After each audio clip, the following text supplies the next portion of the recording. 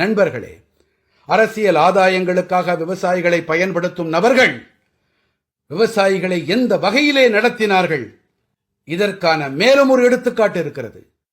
பருப்பு வகை பயிர்கள்.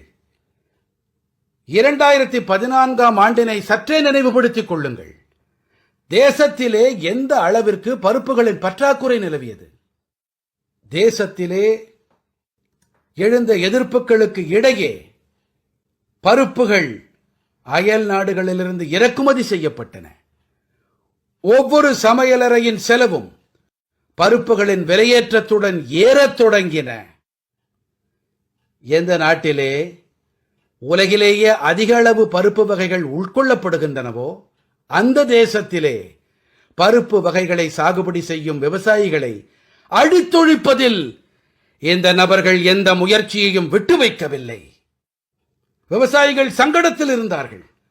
ஆனால் அவர்களோ கும்மாளமிட்டுக் கொண்டிருந்தார்கள். மற்ற நாடுகளிடமிருந்து பருப்பு வகைகளில் வாங்குவதில் தான் அவர்களுக்கு சந்தோஷம் இருந்தது. ஒரு விஷயத்தை நான் ஏற்றுக்கொள்ளுகிறேன். சில சமயங்களில் சில வேளைகளில் இயற்கை பேரிடர்கள் ஏற்படலாம், திடீரென்று ஒரு சங்கடம் ஏற்படலாம். வெளிநாடுகளிலிருந்து பருப்புகளை வாங்கவும் செய்யலாம். தேசத்தின் குடிமக்களை பட்டினி கிடக்க விட முடியாது. ஆனால் எப்போதும் இப்படியே ஏன் நடக்க வேண்டும்? நண்பர்களே, இந்த நபர்கள் பருப்பு வகைகளில் அதிக MSPயையும் அளித்ததில்லை, மேலும் அதை கொள்முதலும் செய்ய மாட்டார்கள். நிலைமை என்னவென்றால் 2014ற்கு முந்தைய ஆண்டுகள் அவர்கள் ஆட்சியின் 5 ஆண்டுகளில் அவர்கள் வெறும் 1.5 லட்சம் மெட்ரிக் டன்கள் அளவுக்கே விவசாயிகளிடமிருந்து வாங்கினார்கள். 1.5 லட்சம் மெட்ரிக் டன்கள் புள்ளிவிவரத்தின் நினைவில் கொள்ளுங்கள்.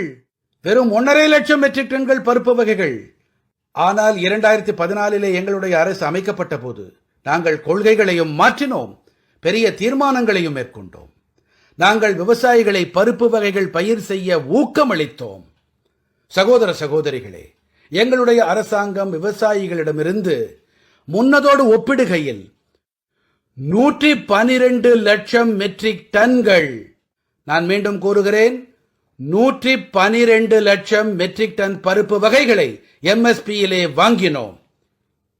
சிந்தியுங்கள், அவர்கள் ஆட்சி காலத்திலே 1.5 லட்சம் டன்கள். அங்கிருந்து எங்கே சென்றோம்? 112 லட்சம் மெட்ரிக் டன்கள். அந்த நபர்கள் தங்களுடைய 5 ஆண்டுகளிலே பருப்பு சாகுபடி விவசாயிகளுக்கு, பருப்பு வகை பயிர் செய்யும் விவசாயிகளுக்கு எத்தனை பணம் அளித்தார்கள்? 650 கோடி ரூபாய்கள். எங்களுடைய அரசாங்கம் என்ன செய்தது? நாங்கள் கிட்டத்தட்ட 50,000 கோடி ரூபாய்களை பருப்பு வகை சாகுபடியாளர்களுக்கு அளித்திருக்கிறோம். 600 கோடி ரூபாய்கள் எங்கே? 50,000 கோடி ரூபாய்கள் எங்கே? இன்று பருப்பு வகை சாகுபடியாளர்களுக்கும் கூட அதிக பணம் கிடைத்து வருகிறது. பருப்புகளின் விலைகளும் குறைந்திருக்கின்றன. இதனால் ஏழைகளுக்கு நேரடி ஆதாயம் ஏற்பட்டிருக்கிறது. எந்த நபர்களால் விவசாயிகளுக்கு MSP அளிக்க முடியவில்லையோ, மேலும் MSP விலைக்கு முறையாக வாங்க முடியவில்லையோ, அவர்கள் MSP விஷயத்தில் விவசாயிகளுக்கு தவறான பாதையை காட்டுகிறார்கள்.